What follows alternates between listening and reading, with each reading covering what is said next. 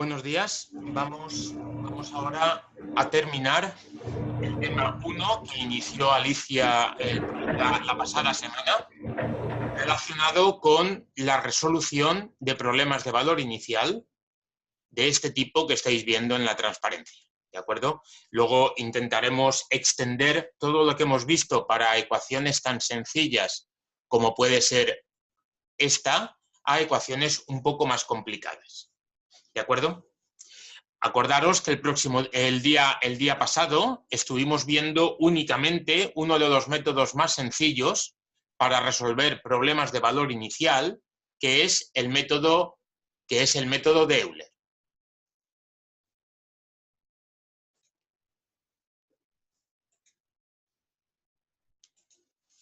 Acordaros que el método de Euler es un método iterativo que aproxima la solución en los puntos que nosotros elijamos. ¿En cuántos? En los que queramos.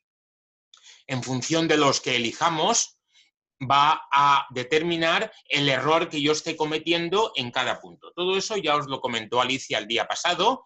Simplemente estoy recordando algunas cosas que vamos a seguir manejando en esta segunda parte del tema.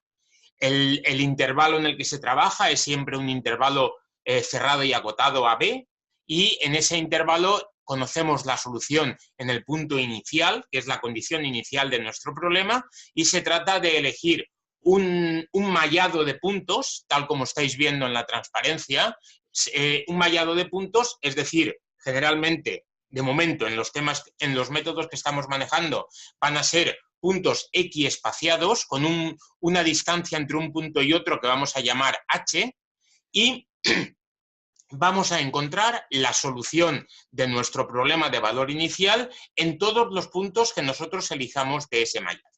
¿De acuerdo? Acordaros que el otro día os comentó Alicia cuál era el método más sencillo para encontrar esa aproximación de la solución de mi problema de valor inicial en cada uno de los puntos, y era tan sencillo como determinar, y era tan sencillo como la fórmula iterativa que estamos viendo aquí. ¿De acuerdo? Esa es la fórmula iterativa que empieza, bueno, en K igual a 0, cuando eso se implementa en MATLAB habrá que hacerlo en K igual a 1, pero está clara. Es decir, en matemáticas usamos el X0 para indicar el primer punto del intervalo, y el valor de la solución en ese X0 es la condición inicial. Pues a partir de él, para K igual a 0 yo conseguiría la solución en X1, para K igual a 1 la conseguiría en X2, y así sucesivamente, de una forma tan sencilla como estáis viendo. Ahí no hay ningún proceso que en principio tenga que preocuparme. Voy sustituyendo el iterado que ya conozco, la solución a la derecha del igual, y lo hago una serie de operaciones algebraicas, y lo que obtengo es la solución en el siguiente punto. ¿De acuerdo? Os he preparado para que veáis cómo se programa esto en MATLAB. No conozco todavía cuáles vuestras capacidades en MATLAB, y entonces os he preparado el programa en MATLAB, que es un programa muy sencillito de este método, para que veamos cómo se hace. ¿De acuerdo? Lo he preparado para este ejemplo que os presentó Alicia la semana pasada. Es este que tenemos aquí. Entonces vamos a ver ese programa, vamos a ejecutarlo y vamos a ver la solución que nos da y el error que nos da, teniendo en cuenta que ahí estoy viendo la solución exacta del problema. ¿De acuerdo? Con esa solución exacta yo puedo determinar el error exacto que estoy cometiendo. Eso no va a ser habitual, evidentemente, pero mientras podamos aprovecharnos de un problema que tiene solución exacta, pues perfecto. ¿De acuerdo? Muy bien. Como estoy compartiendo mi pantalla, voy a entrar en MATLAB. Y voy a sacar el fichero que os he preparado, que es el fichero del método que estamos utilizando. Fijaros qué cosas me hacen falta para que mi ordenador sepa realizar todas las cuentas que yo quiero realizar, que son las que están escritas en esa ecuación.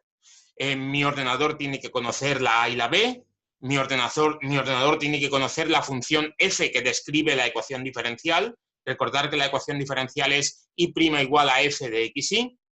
Tiene que conocer la condición inicial y tiene que conocer el paso h o el número de subintervalos, me da igual. Hay una relación estrecha entre h y el número de subintervalos. Luego, todas esas cosas le debemos dar a mi ordenador como parámetros de entrada. Todo eso mi ordenador no lo conoce y yo solo tengo que decir. ¿Cuáles van a ser las salidas? Las salidas es muy simple. Los x que he elegido en mi intervalo AB, que es el intervalo del problema, y el valor de la solución, aproximada por supuesto, en esos x. ¿De acuerdo? O sea, dos columnas, una con x y otra con la solución, es decir, y en esos x. ¿De acuerdo? Bueno, pues entonces con esa idea, ahí tenéis un poco cuál sería el programa. Fijaros, las salidas serían x e y. X es una tontería porque va a ser de A a B, de paso H, y la Y, eso sí, va a ser un poco más sofisticado, es lo que me dé el ordenador. ¿De acuerdo? ¿Cuáles van a ser las entradas? Bueno, lo he llamado Euler, por razones obvias. ¿Cuáles van a ser las entradas? Pues la función f, que yo la estoy escribiendo aquí debajo. Fijaros que mi función es simplemente eso de ahí, no tiene mayor historia. Tiene dos parámetros de entrada, que son la x y la y un parámetro de salida, que es, bueno, la he llamado fun. Fijaros, recordad que mi ejemplo tiene dos parámetros de entrada, esa es la función f que yo estoy intentando programar. Bueno, aquí se le llama t, pero eso me da igual. Tiene dos variables, que son la t, la variable independiente, t o x, y la y. Y luego, y la salida, que la llamo como quiera. Para no liarlo, no lo quiero llamar y', la llamo fun. ¿De acuerdo? Entonces, ahí tendría ya cuál es mi función f que describe esa ecuación diferencial que quiero resolver. ¿De acuerdo? Bueno, pues fijaros, el programa es muy sencillito y os tiene que servir de esqueleto para ser capaces de programar todos los métodos que vienen a continuación del tema y, por supuesto, en el tema siguiente,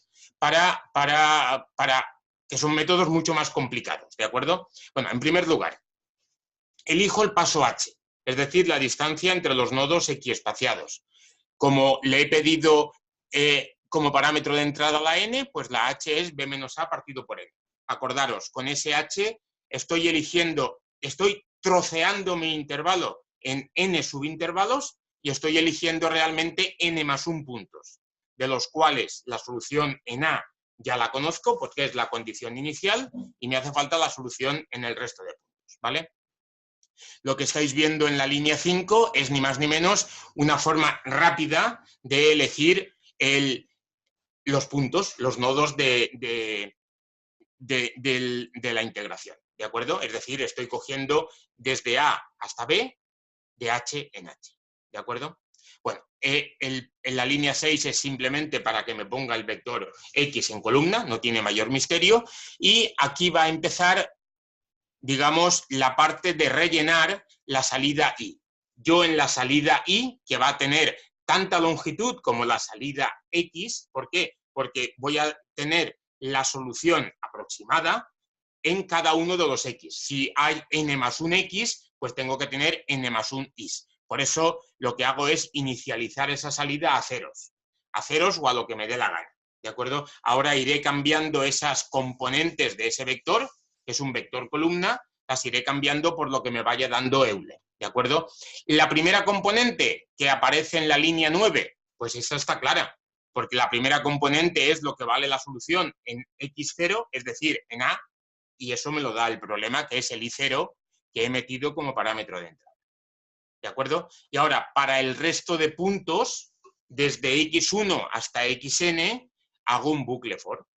De tal forma que, conociendo uno, haciendo la operación que me proporciona Euler, voy a conseguir el siguiente. Conociendo x0, voy a conseguir x1.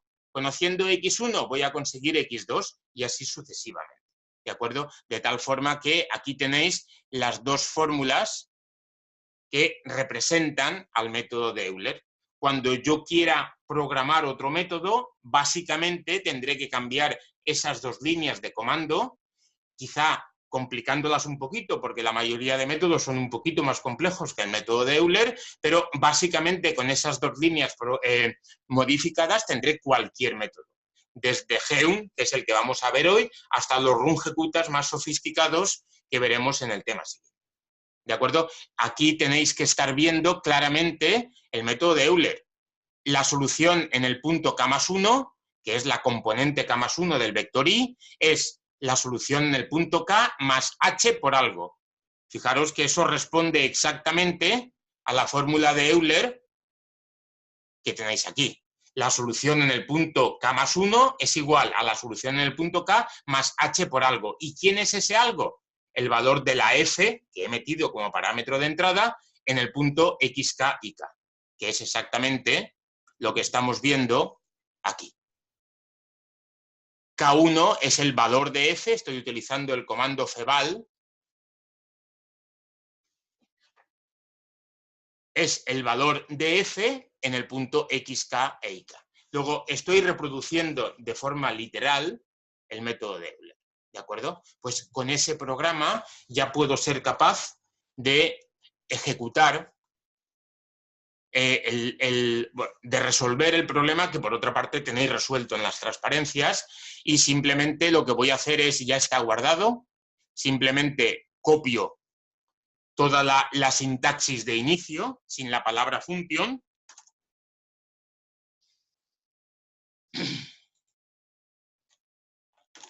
y ahora voy metiendo cada uno de los parámetros que definen el problema. ¿Cuál es la función? Si os habéis dado cuenta, si no os lo vuelvo a poner, no hay problema, la función la he construido en un fichero, no en un fichero, sino la función la he llamado ejemplo 1, simplemente porque es nuestro primer ejemplo, nada más, ¿vale? La he llamado ejemplo 1, con lo cual lo que tengo que hacer a la hora de ejecutar es poner la palabra ejemplo 1 entre comillas. Así le estoy diciendo a MATLAB que la función que describe la ecuación diferencial que quiero resolver está metida en un fichero que se llama ejemplo 1. ¿De acuerdo? Que es lo que está debajo de Euler. ¿Quiénes son A y B? Pues si habéis visto las transparencias, A es 0, que es un dato del problema, B es 3, que es otro dato del problema, la condición inicial era 1 y la n la que yo quiera. Recordad, cuando más grande sea n, tened en cuenta que Euler tiene un error de orden h, es decir, de orden b menos a partido por n. Cuando más grande sea n, menor va a ser el error. Eso es verdad entre comillas, porque cuando más grande sea n, significará que más puntos tengo que calcular, significará que más error de redondeo aparecerá y, por tanto, lo que esté ganando por una parte, puedo estar perdiéndola por otra. Luego, es verdad que cuando n sea más grande, mejor va a ser la aproximación, pero hasta cierto punto. Pongamos 10, que es un número ridículo para un ordenador, y entonces ahí estoy obteniendo las dos columnas que me da MATLAB. La primera columna es una obviedad, porque estoy describiendo algo que ya sé, es decir, yo le he pedido puntos de 0 hasta 3 de paso h, y el paso h que le he pedido, como es 10 puntos, era 2 partido por 10, que es esa cantidad que está apareciendo ahí. ¿De acuerdo? Esta sí que es más interesante. Estos son los valores aproximados de la ecuación diferencial en los puntos que estoy viendo ahí.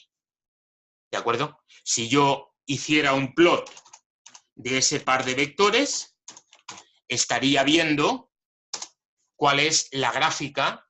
Fijaros que hay pocos puntos, por eso incluso se ve ahí una poligonal en lugar de una curva, pero es simplemente porque solo hay 10 puntos en un intervalo relativamente grande como es el 0,3, y esa sería la gráfica que tiene la solución de mi problema. Como tengo la solución exacta, que era, si os acordáis, esta que está aquí, es esta de aquí, como tengo la solución exacta, yo ahora podría pintar las dos soluciones y ver gráficamente cuál es la solución o cuál es el error que estoy cometiendo. o podría calcular el error directamente como la diferencia de los dos vectores. Eso no costaría mucho y entonces, por ejemplo, la solución exacta, que la voy a llamar sol, en esos puntos, porque luego lo voy a comparar con la aproximada en esos puntos, la solución exacta sería la exponencial de, era un cuarto, o sea, 0,025 menos, y ahora entre paréntesis, 0,5 menos x todo al cuadrado. ¿De acuerdo? No me hace falta que me enseñe la solución exacta. Me da un error, eso significa que me falta un paréntesis aquí, ¿vale? Ahora sí, y ahora le voy a decir que me pinte, por ejemplo, que me pinte la solución aproximada, que era la xy, que me la pinte, por ejemplo, no sé, en azul, que me pinte en azul la solución aproximada, en blue, y que me pinte en la solución exacta, que es x, sol, que me la pinte en, perdón, sol, que me la pinte en, pues por ejemplo, en verde, green. ¿De acuerdo? Y simplemente voy a ver desde un punto de vista gráfico qué error estoy cometiendo entre la solución exacta y la aproximada. ¿Hay algo que no le gusta?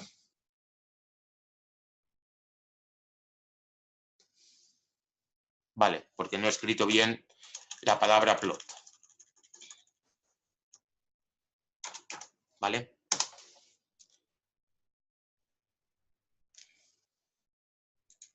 Bien, ahí tenéis, hemos dicho que en azul estábamos pintando la aproximada, en verde la exacta. Si en lugar de utilizar 10 como valor de n, yo utilizo 100, por ejemplo, esa diferencia prácticamente desaparece. Y desde un punto de vista gráfico no somos capaces de distinguir cuál es la gráfica de la exacta y cuál es la gráfica de la aproximada. ¿Que queremos encontrar el error? Pues simplemente hacemos valor absoluto o el máximo de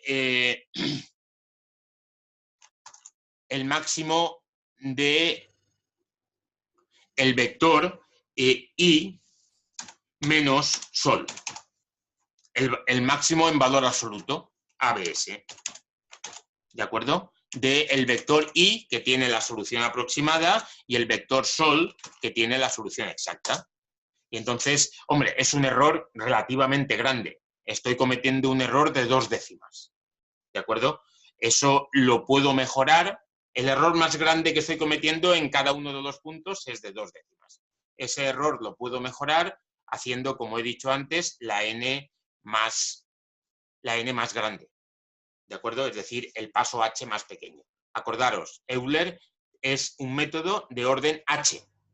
Cuanto más pequeño sea h, más pequeño será el error que cometa Euler. Salvando lo que ya he dicho antes del error de redondeo, que puede jugarnos una mala pasada en cualquier momento. ¿De acuerdo? Bien, pues visto que no es muy difícil programar el método de Euler, lo vais a tener ahí como, digamos, como esqueleto para programar el resto de métodos que vamos a empezar a ver a partir de este mismo momento para terminar este tema, y luego en el tema siguiente ya los métodos potentes, que son los métodos de Runge-Kutta. ¿Ok? Bien, vamos allá. Antes de describir un nuevo método, vamos a darle una vuelta más al método de Euler. El método de Euler es el método que estáis viendo aquí en la transparencia, ¿de acuerdo? Es el método que os contó Alicia el otro día, es el método que acabamos de programar, y es un método muy sencillo. ¿Por qué? Porque para encontrar la solución en un punto, se apoya en el punto anterior, que ya lo conozco, porque empiezo desde algo conocido, y eso es muy elemental. Esa forma de describir el método es muy sencilla. Hay un método relacionado con Euler, realmente se llama método de Euler hacia atrás, que lo que hace, bueno, si os acordáis, había 3 formas de deducir el método de Euler. Una utilizando aproximaciones de la derivada, otra utilizando fórmulas de cuadratura y otra utilizando el método de Euler, el desarrollo de Taylor.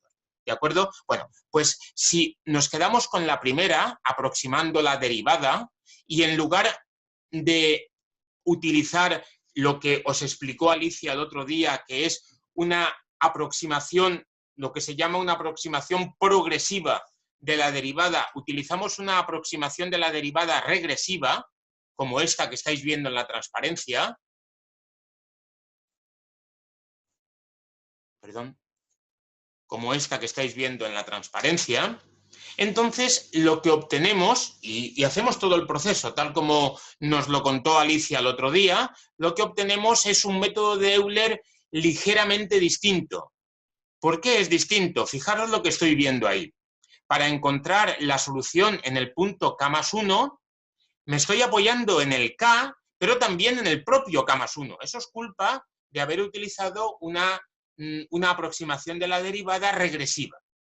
¿De acuerdo? Es decir, para encontrar la solución en un punto, antes debo resolver esa ecuación no lineal.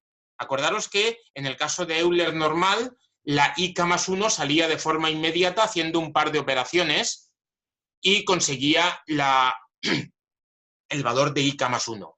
Ahora, con eso que tengo delante, lo que ocurre es que si yo quiero encontrar IK más 1, yo tengo que resolver esa ecuación que generalmente va a ser no lineal. Digo no lineal por culpa de que la f puede ser cualquier cosa. Luego, a ese proceso iterativo que me iba calculando la solución en el punto K más 1, yo ahora tengo que añadir un método para encontrar una solución no lineal. Por ejemplo, el método de Euler, que os contó Javier en la asignatura de cálculo numérico. ¿De acuerdo? O sea, que yo en cada paso, así como antes Euler era inmediato, había un bucle for, yo calculaba una solución apoyándome en la anterior, ahora para calcular esa solución tengo que resolver una ecuación no lineal. ¿De acuerdo? A eso se les llama métodos implícitos y veremos muchos en el tema siguiente. Este podría ser el método implícito más sencillo, ¿de acuerdo? Que se obtiene con la palabra Euler hacia atrás, es decir, utilizando una aproximación de la derivada regresiva. ¿De acuerdo? Lo iremos viendo, pero os adelanto, ¿qué ventajas tiene un método implícito frente a un método explícito? Si el problema está bien planteado en el sentido que ahora diré, es decir, si el método explícito funciona, el método implícito también, y no tiene prácticamente ninguna ventaja. La ventaja de los métodos implícitos nos los vamos a encontrar en los que se llaman problemas, no sé cómo llamarlo, problemas en inglés es... espera, que ahora no me sale la palabra, en inglés es stiff. Son problemas, podríamos llamar, mal condicionados, en donde funcionan siempre mejor los métodos implícitos, a pesar de que uno pueda pensar lo que es obvio, y es que son más costosos, porque tienen en cada paso que resolver una ecuación no lineal, con lo cual ahí se genera otro error. Pues bien, los métodos implícitos son más estables que los métodos explícitos. ¿De acuerdo? Es decir, ante un problema stiff, ante un problema mal condicionado, ante un problema rígido, creo que sería la traducción más correcta en castellano, en español, ante un problema rígido debemos utilizar siempre métodos implícitos. ¿De acuerdo? Por un tema de estabilidad. Bien.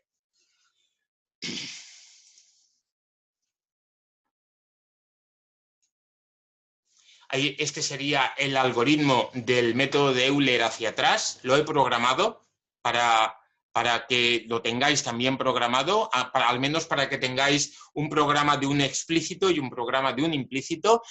¿Cuáles son las entradas? Son las mismas de antes, porque todos esos elementos necesito que mi ordenador los conozca. Si es verdad que hay un elemento nuevo, provocado porque yo en cada paso tengo que resolver una ecuación no lineal y no sé si va a funcionar o no, y es el Max-Iter. Es decir, cuando os enseñaron el método de Newton o el método de bisección o el método de punto fijo, me da igual, seguro que os dijeron que tiene que haber siempre un número máximo de iteraciones. ¿Por qué? Porque como no tengo claro que el proceso vaya a ser convergente, no puedo meter al ordenador en un bucle infinito. Pero salvo ese detalle, el resto de elementos que tengo que meter como parámetros de entrada son los que estáis viendo. La función que describe la ecuación diferencial, los extremos del intervalo en el que se mueve la variable independiente, el número de puntos y la condición inicial I1.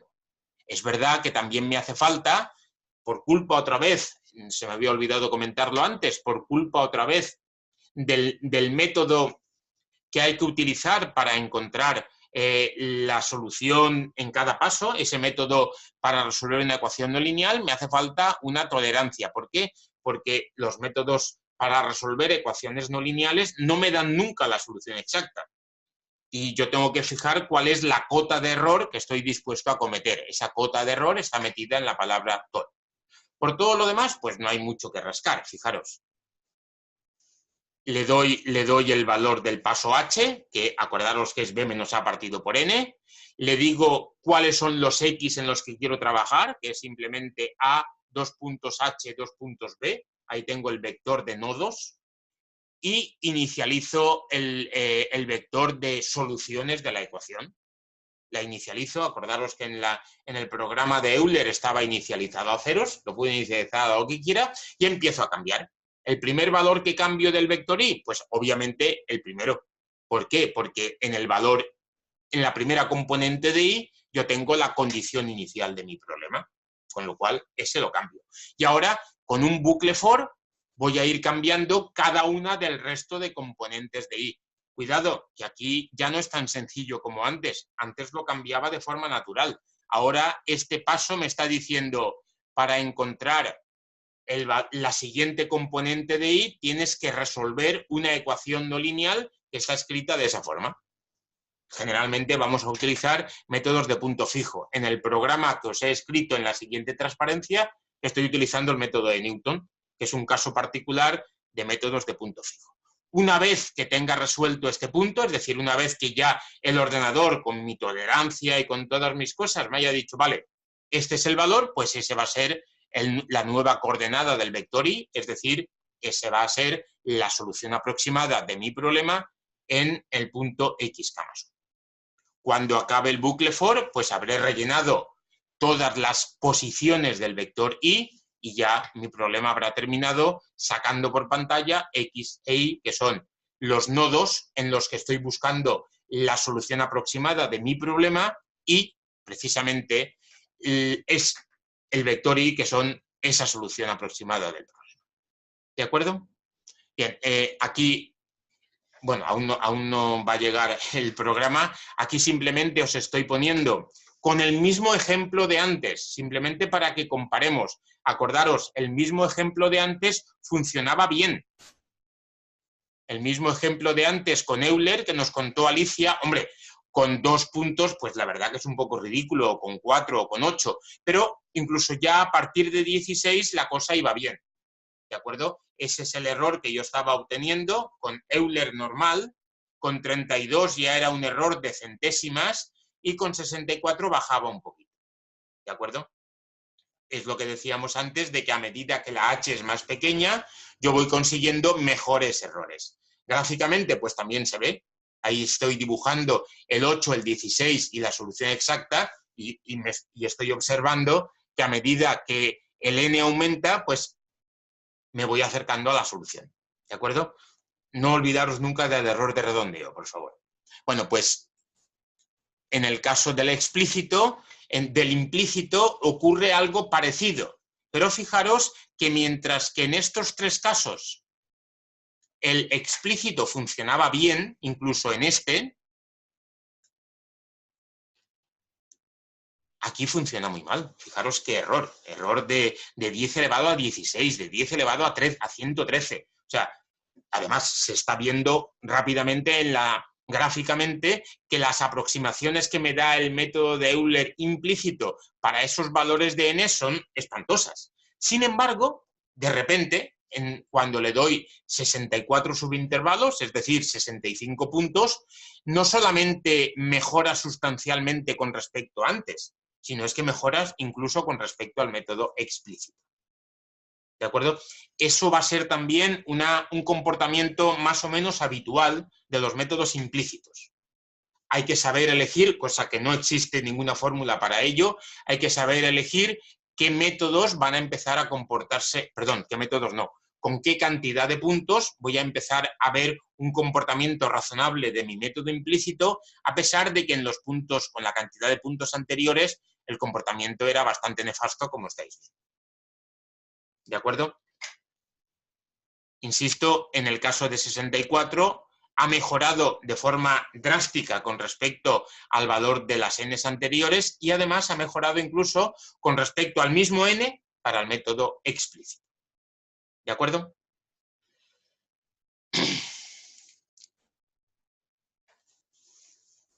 Aquí está pasando lo mismo con respecto al método. Es un problema diferente, es un problema de los que están calificados como problemas stiff, como problemas rígidos, y observar que con n's pequeñas, qué error se está cometiendo con el método explícito y con el método implícito. Fijaros que no hay ningún comportamiento razonable en las gráficas para el método explícito cuando la n es relativamente pequeña. Empieza a ser más o menos razonable el método explícito cuando la n es 16. Pero incluso a pesar de eso, aquí estoy cometiendo un error máximo de 0,7 unidades, mientras que en el implícito de 0,1. De una décima a 7 décimas. Es sustancial la diferencia. Pero ya es drástica la diferencia cuando me voy a 32 subintervalos, 33 puntos. El error en el caso, esto debe ser un error, perdón, esto debe estar al revés. El error en el caso implícito es 0, esto está cambiado, mientras que el error en el caso explícito sigue siendo de una décima. Es decir, cuando me enfrento a problemas rígidos, a problemas stiff, me voy a encontrar con situaciones de este tipo. Y digamos que generalmente, porque en estas cosas no se puede afirmar al 100%, generalmente los métodos implícitos me van a dar un resultado más satisfactorio que los métodos explícitos. En cualquier caso, ni unos y otros van a ser buenos. ¿Por qué? Porque si uno se da cuenta, fijaros en esta gráfica de aquí, si uno se da cuenta del comportamiento que está siguiendo la solución exacta, que es la que está con los redondeles no rellenados, la solución exacta, ahí hay un decrecimiento muy brusco de esa solución exacta, mientras que luego se comporta de forma muy estable. Quizá la solución sería utilizar en este primer trozo del intervalo muchos puntos, por ejemplo, de 0 a 0,5, utilizar muchos puntos. ¿Por qué? Porque ahí se está viendo un decrecimiento brusco de la solución, y en el resto de puntos, es decir, en el resto de intervalos, de 0,5 a 3, pues utilizar pocos puntos, porque eso ya me va a dar, eso estoy viendo que tiene un comportamiento mucho más estable. Eso es un tipo de métodos que veremos también en el tema siguiente, que es lo que se llama métodos con paso adaptativo. Es decir, no es una buena idea para este tipo de problemas que nuestros puntos, nuestros nodos, sean nodos equiespaciados, porque estaremos perdiendo mucho el tiempo cuando mi función es estable y estaremos teniendo poca información cuando mi función tiene bruscos crecimientos o decrecimientos. ¿De acuerdo? En cualquier caso, a pesar de eso, el método implícito se comporta mejor que el explícito. Y en cualquier caso, muy por encima de ambos están los métodos con paso adaptativo que veremos en el próximo tema. Aquí estaría el programa. No voy a entrar en detalles en este programa, por favor, echarle un vistazo, y si no se entiende, pues entonces tenemos el foro, tenemos el resto de clases para que nos informéis de qué pasos no entendéis, ¿vale? Lo que estoy utilizando aquí es, esto sería este punto, junto con, bueno, en realidad todos estos que están dentro del bucle while serían lo que en el algoritmo responden a este punto de aquí. Es decir, estoy utilizando un método para resolver en cada paso, por eso está dentro del bucle for, en cada paso, la ecuación no lineal que describe Euler hacia atrás, ¿de acuerdo?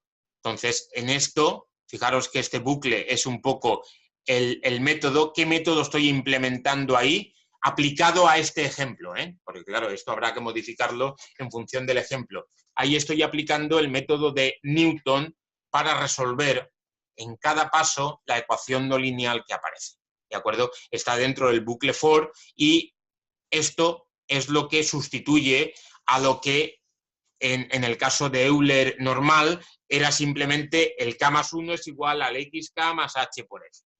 Todo ese proceso tengo que calcularlo para encontrar la nueva i, que va a ser la que corresponde a la solución aproximada en el punto xk más 1.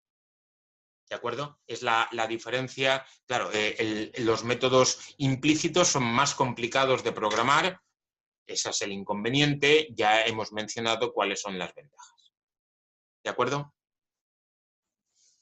Bien, vamos a dar un nuevo método, que sería el método de Geum.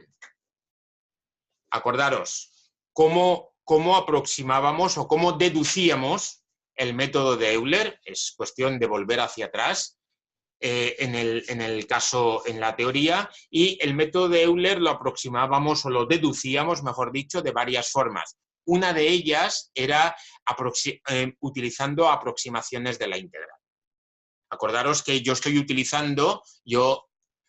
intentando resolver la ecuación y' igual a f de ti. ¿De acuerdo? Si yo integro a ambos lados, entre x0 y x1, no sé si puedo escribir aquí para que os acordéis de eso. Yo tengo que resolver, si os acordáis, y' igual a f de t, i.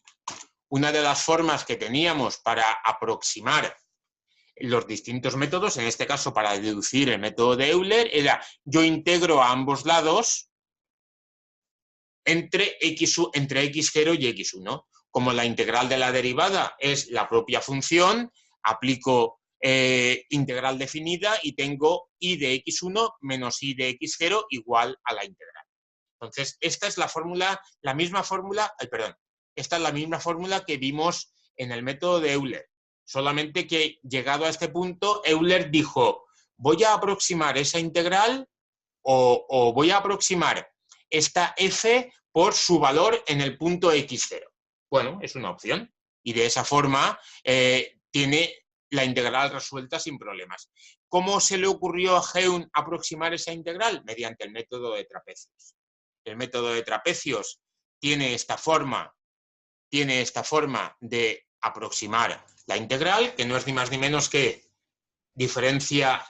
intervalo partido por 2 por el valor de la f en un extremo más el valor de la f en el otro extremo. Toda función o esa función en un intervalo x0, x1 define un trapecio, pues la integral, ya sabéis que la integral es siempre el área de la gráfica que hay debajo. Pues con el método de trapecios yo puedo aproximar esa integral de esa forma. Con lo cual, si esa integral la llevo a la expresión de arriba, me queda esto de aquí. Y de x1 es aproximadamente, digo aproximadamente porque la integral ya la he aproximado, y de x0 más h medios. ¿Por qué h medios? Porque x1 menos x0 es h. Acordaros que estoy utilizando, mientras no diga lo contrario, nodos equiespaciados. ¿De acuerdo? Y ya lo tengo ahí. Bueno, pues entonces, ¿ahora qué hago? ¿O cuál es el problema? Que no ocurría en el caso de Euler, y sí ocurre aquí, que para calcular i de x1 me estoy apoyando en i de x1. Quiero decir, necesito hacer dos cosas, o bien interpretar eso como una ecuación implícita, cosa que no es así como se lo planteó Heun, o decir, para aplicar el método de Heun, voy primero a predecir ese valor, y de x1, de alguna forma, y luego ya con la propia fórmula voy a corregir ese valor. ¿De acuerdo? Entonces, ¿cómo planteó Heun el problema? Pues va a utilizar ese valor, que nos tiene que sonar, porque es ni más ni menos que Euler, va a utilizar ese valor para sustituirlo aquí, y una vez que lo tiene calculado, lo sustituye y ya tiene la expresión de su propio método. La solución en el punto x1 la va a estimar mediante y sub 0 más esta, bueno, en realidad más esto. ¿Por qué lo estoy escribiendo así con K1 y K2? Porque vamos a empezar a acostumbrarnos a esa notación que es la que en los métodos de Runge-Kutta aparece con frecuencia. De hecho, en algunos textos el método de Heun se le llama método de Runge-Kutta de orden 2.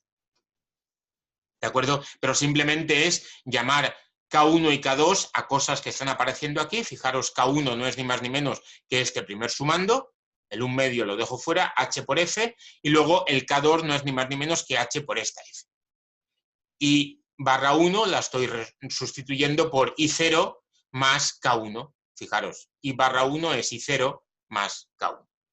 ¿De acuerdo? O sea, que de la misma forma que diseñamos el método de Euler aproximando la integral de una determinada manera, si lo recordáis, de una forma muy burda, porque era mediante una función recta, pues ahora el método de Heun es otro método que se obtiene aproximando la integral por el método de trapecios. Y si en lugar de trapecios yo usara Simpson, pues tendría otro método. O sea, cada una de las fórmulas de cuadratura me van a proporcionar métodos, otra cosa es que sean útiles o no lo sean, pero con ideas distintas para aproximar esa integral, yo voy a conseguir nuevos métodos o métodos ya conocidos para encontrar la solución de mi ecuación diferencial. Otra de las formas que nos comentó Alicia el otro día para diseñar métodos era utilizando desarrollos de Taylor. ¿De acuerdo? Fijaros qué diferencia hay entre esto que estáis viendo y el método de Euler. Pues simplemente que en el caso de Euler yo utilizaba desarrollos de Taylor hasta orden 2. Aquí estoy utilizando desarrollos de Taylor hasta orden 3. ¿De acuerdo? Entonces, si yo desarrollo por Taylor la solución de mi problema en el punto, alrededor del punto X, tengo esto de aquí. Y de X más H es I de X más la derivada por H, más un medio de la derivada segunda por H al cuadrado, etcétera, etcétera. Me paro aquí, ¿por qué? Porque Heun me va a salir, ahora lo veréis, de orden 2, con lo cual no me hace falta avanzar más en mi desarrollo de Taylor. Si quisiera un método de orden 3, de orden 4, de orden 5, pues tendría, por supuesto, que utilizar desarrollos de Taylor más largos. Pero en este caso no me va a hacer falta. Bueno, simplemente lo que observo es que la I' es F, es la ecuación diferencial, la voy a sustituir aquí, y la I segunda, utilizando la regla de la cadena, es esta expresión que tengo aquí. Todo eso lo sustituyo en el cuadro rojo y obtengo esta expresión que estáis viendo aquí. Y ahora simplemente, yo creo que está bastante bien explicado, no hace falta que entremos en detalles, lo que hacemos es manipular, utilizando desarrollos de Taylor de funciones de dos variables, manipular esta expresión que está entre paréntesis para ver por quién la podemos reemplazar, por algo conocido, porque yo no quiero que me aparezcan parciales, porque eso me obligaría a introducir en mi programa parciales de la función f. Yo no quiero hacer tanto trabajo y entonces esto que estamos viendo en esta transparencia y en la próxima, simplemente lo que me va a decir es manipula esta expresión de alguna forma para que te salga, obviamente me va a salir lo mismo que me ha salido con la idea de la cuadratura, de la fórmula de cuadratura, para que me salga la expresión que estáis viendo en la transparencia.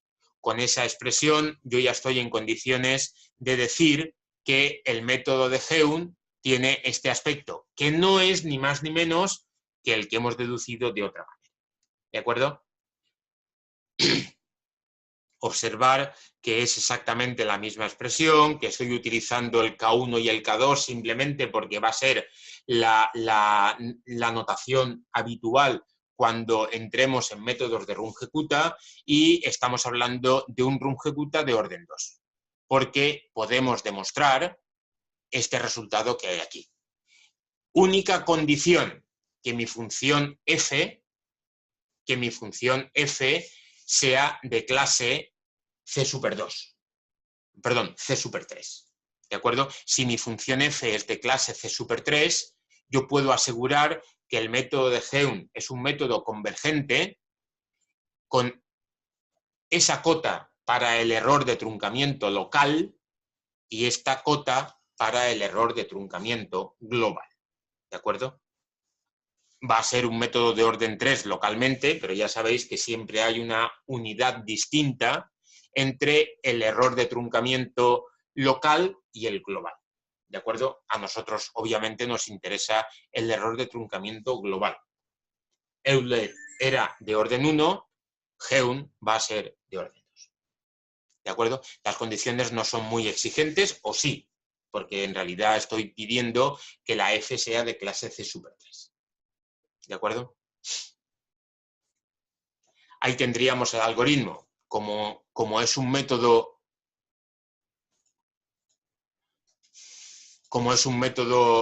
explícito, pues vuelve a ser muy sencillo. Parámetros de entrada, lo mismo de antes. La función f, los extremos del intervalo, la condición inicial y el número de subintervalos. ¿De acuerdo? Salida, pues obviamente el vector de nodos y el vector de soluciones aproximadas en esos nodos.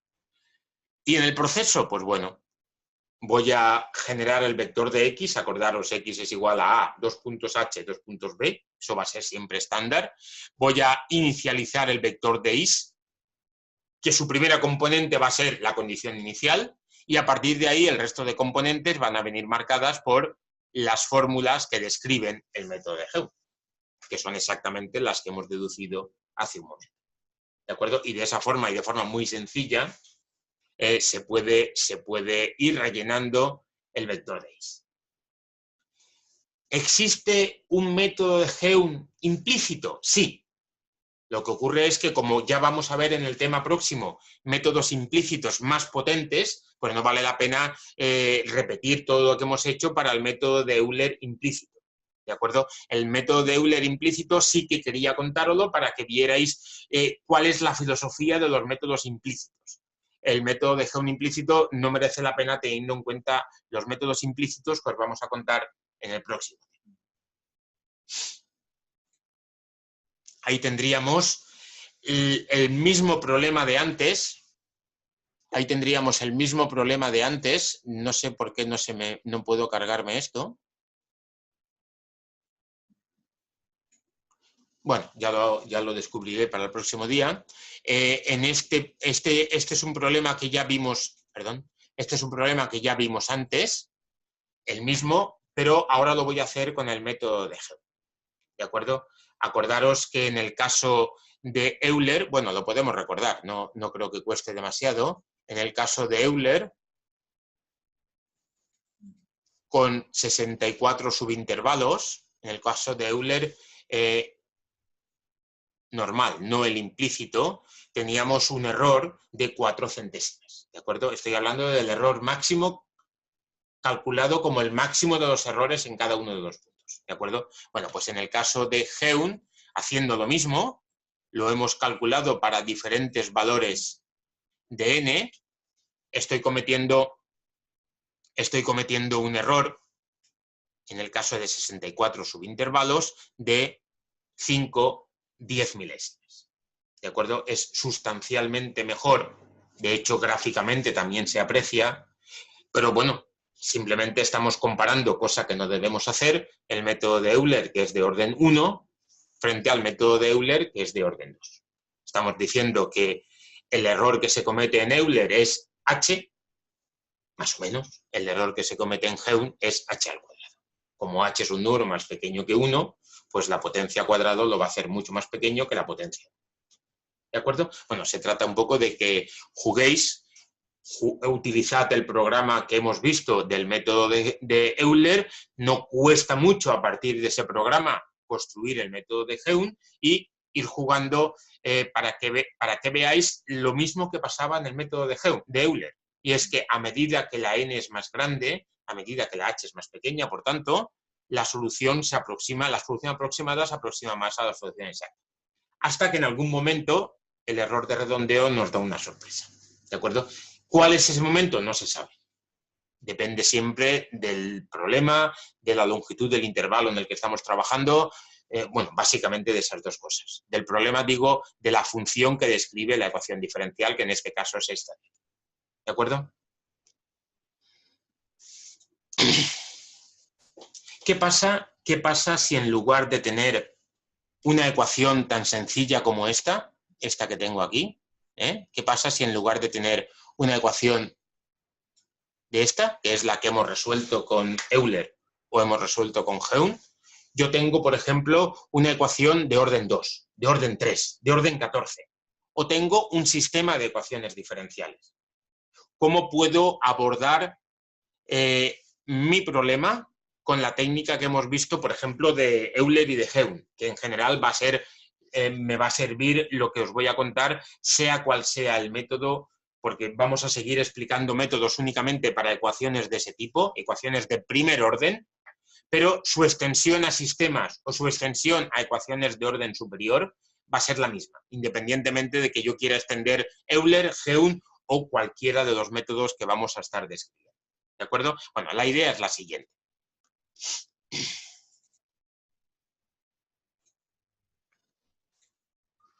Este sería un poco, me está molestando esto de aquí y no lo consigo quitar.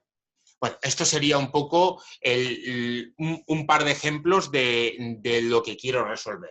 La cosa se ha complicado sustancialmente, ahora tengo un sistema de ecuaciones diferenciales de primer orden con n funciones incógnitas, que son i1, i2 y n, y una variable independiente que es la x. La x sigue sin darme problemas, porque va a variar en un intervalo AB, pero ahora mi condición inicial es un vector. ¿Por qué? Porque tengo n funciones incógnitas. Luego, mi condición inicial es un vector de n componentes, lo que vale cada una de mis funciones incógnitas en el punto A. Eso significa que yo tengo que ir pensando que cuando yo quiera encontrar la solución en el punto x1, es decir, en A más h, yo voy a obtener un vector, que va a ser el valor de la solución i sub 1 en A más h, de i sub 2 en A más h, de i sub n en A más h. Y cuando quiera encontrar la solución en el siguiente punto, yo voy a tener un vector.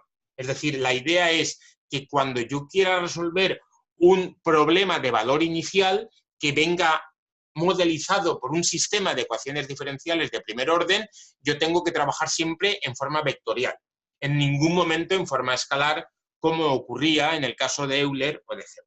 ¿De acuerdo? Bien, ahí simplemente os he puesto un par de ejemplos, un poco más descriptivos que este, que era más teórico, simplemente para que veáis de qué estoy hablando cuando me refiero a sistemas de ecuaciones diferenciales. Ambos ejemplos son sistemas de ecuaciones diferenciales de primer orden, dos ecuaciones, dos incógnitas, términos independientes en el primer caso, que son el coseno de 2x en la primera ecuación, el 5 en la segunda ecuación, y en el problema 2 la característica fundamental es que es un sistema de ecuaciones no lineal, ¿de acuerdo?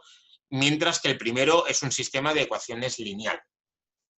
Hay ciertos métodos, digamos, analíticos para resolver ecuaciones diferenciales, sistemas de ecuaciones diferenciales cuando el sistema es lineal. Prácticamente no hay nada analítico para encontrar la solución de sistemas de ecuaciones diferenciales, aunque solo sean de primer orden, pero si son no lineales. No lineales, aquí la no linealidad me la está dando ese cuadrado, me la está dando ese cuadrado y me la está dando ese seno. Todas esas funciones son no lineales, con lo cual eso le da al sistema de ecuaciones diferenciales el adjetivo de no lineal. ¿De acuerdo? Luego, por supuesto, tengo la condición inicial, estoy hablando de un vector de R2. ¿Por qué? Pues porque tengo dos funciones incógnitas. Aquí estoy hablando de un vector de R2, porque tengo dos funciones incógnitas, independientemente de que el sistema sea lineal o no lineal, y lo único que me sigue sin dar muchos problemas es la variable independiente, que al igual que en el caso que hemos visto hasta ahora, pues varía en un intervalo cerrado y acotado a B, ¿de acuerdo? Cualquiera. ¿De acuerdo? Eso en cuanto a sistemas. ¿Qué ocurre en cuanto a aumentar el grado de las ecuaciones diferenciales? Imaginad, ahí tengo una ecuación diferencial, de segundo orden. Yo he visto el método de Euler y el método de Geum únicamente para ecuaciones de primer orden. Lo primero que quiero hacer, si quiero encontrar la solución de esa ecuación diferencial de segundo orden, observar, ya que es la primera vez, estaríamos hablando de una ecuación diferencial de segundo orden no lineal. El coseno me está dando esa no linealidad. La variable independiente varía en un intervalo AB cualquiera y tengo dos condiciones iniciales. ¿Por qué? Porque mi ecuación diferencial es de orden 2. Ese orden y ese número de condiciones tiene que ser siempre el mismo. ¿De acuerdo? ¿Qué es lo que voy a hacer para poder abordar o para poder aplicar los métodos de Euler, de Geum y en general cualquiera a un problema de este tipo? Pues lo primero que debo hacer es convertir mi ecuación diferencial en un sistema de ecuaciones diferenciales de primer orden. Introduzco dos variables auxiliares. ¿Por qué dos? Porque mi ecuación diferencial es de orden 2, que son la i sub 1 y la i sub 2. La primera va a ser la solución de la ecuación diferencial, la segunda va a ser la derivada. Con esas dos variables auxiliares voy a plantear el siguiente sistema de ecuaciones diferenciales de primer orden. ¿Cuánto vale I'1? I'1 vale I', que es I2. De ahí sale la primera ecuación. ¿Cuánto vale I'2? I'2 vale I segunda, que la saco de la ecuación diferencial de arriba. Luego I'2 será I segunda, e I segunda es el coseno de I sub 1, más 4 I', que es I sub 2, más 3x menos 7. Aquí hay un error, perdón. Ese más es un menos, que es el menos este, que evidentemente no cambia. ¿De acuerdo? ¿Qué relación tiene esta ecuación diferencial y este sistema de ecuaciones diferenciales? Que tienen las mismas soluciones, salvando las distancias. Es decir, cuando yo resuelva la ecuación diferencial, yo tendré una función. Si derivo esa función, tendré la derivada de la solución, pues esa función y esa derivada serán las soluciones de este sistema de ecuaciones diferenciales. Y al revés, si yo resuelvo este sistema de ecuaciones diferenciales, yo tendré dos funciones incógnitas, dos soluciones, la i sub 1 y la i sub 2. Pues bien, la i sub 1 será la solución de ese problema. ¿De acuerdo? Esa es la relación, digamos que salvando las distancias, la ecuación diferencial y el sistema de ecuaciones diferenciales tienen las mismas soluciones. ¿De acuerdo? Pues con ese planteamiento, cada vez que no tenga, escuchadme bien, por favor, cada vez que no tenga una ecuación diferencial de primer orden, es decir, que sea de orden superior a 1, lo tengo que convertir a un sistema de ecuaciones diferenciales de primer orden. ¿De acuerdo? Para poderle aplicar, este es otro método, este es otro ejemplo, mejor dicho, de una ecuación diferencial de orden 3. Como es de orden 3, tiene tres condiciones iniciales, que están ahí, y como es de orden 3, si la quiero convertir en un sistema, tengo que introducir tres variables auxiliares. La primera será la solución de la ecuación diferencial, la segunda será la derivada y la tercera será la segunda derivada. Este sistema y esa ecuación de arriba tienen las mismas soluciones, salvando las distancias. La solución del sistema son tres funciones, la solución de la ecuación diferencial es una función, pero esa función es la i sub 1, y si resuelvo el sistema, i sub 1 será la solución de la ecuación diferencial. Teniendo en cuenta que todo pasa por convertir mi problema en algo modelizado mediante un sistema de ecuaciones diferenciales de primer orden, solamente me tengo que preocupar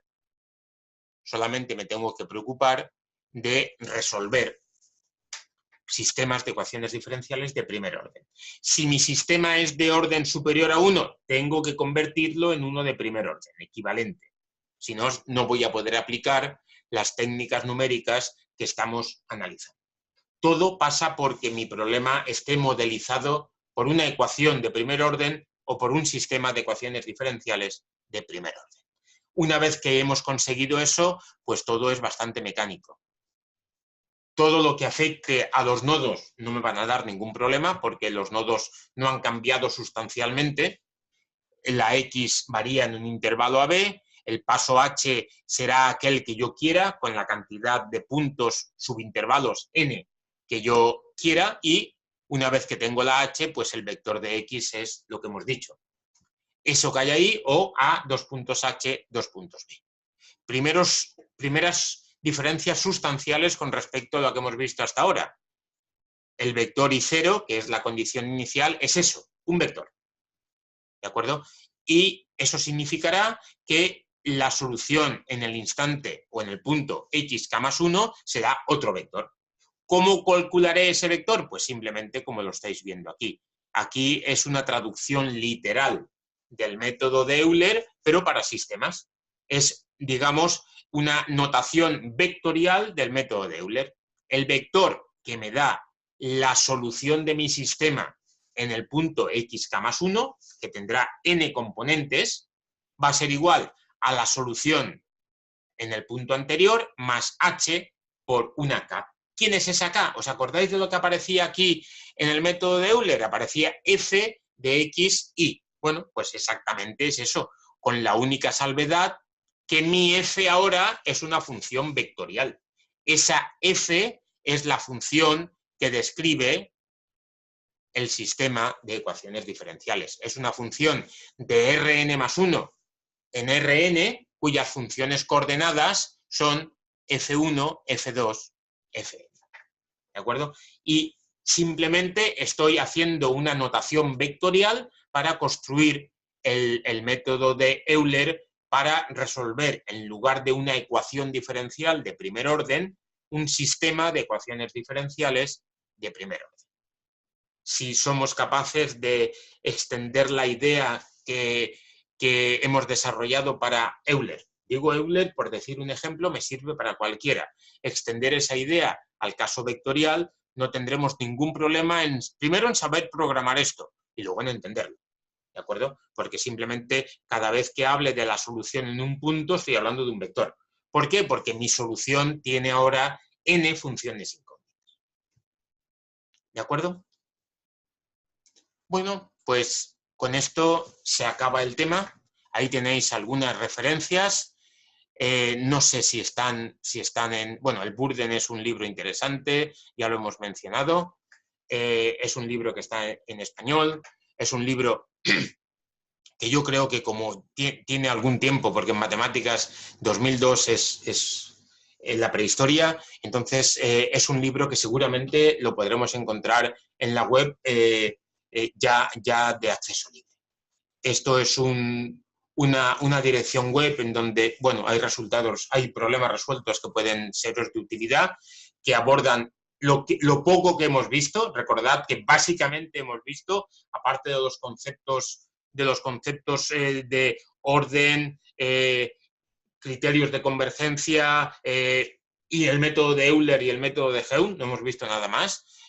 Aquí podemos encontrar problemas relacionados con eso. Bueno, este es un libro nuestro en donde hay problemas resueltos. No está ya a la venta porque también tiene unos cuantos años y no sé si se puede encontrar en la web, pero vamos, libros de problemas resueltos hay muchísimos, no solamente para este tema, sino prácticamente para cualquier tema de numérico. Y este es otro libro que sí se vende todavía, me parece, que es un poco todo lo que hemos visto, pero desde el prisma de MATLAB. Como os estamos enseñando a programar los diferentes métodos en MATLAB, tampoco creo que sea fundamental el libro. ¿De acuerdo? Bien, el próximo viernes que empezará Alicia el tema 2 en el que vamos a ver nuevos métodos con la misma filosofía, pero de órdenes superiores. Realmente se puede alcanzar el orden que se desee en el diseño de métodos de resolución de problemas de valor inicial. ¿Merece la pena? Seguramente no. Por eso, en la mayoría de software comerciales, lo que ha implementado es los métodos de Runge-Kutta. Pero sí es interesante si alguien se va a dedicar a trabajar en estos temas, que no es excesivamente complicado diseñar métodos dedicados a la resolución de problemas de valor inicial. Gracias por vuestra atención y hasta el próximo día.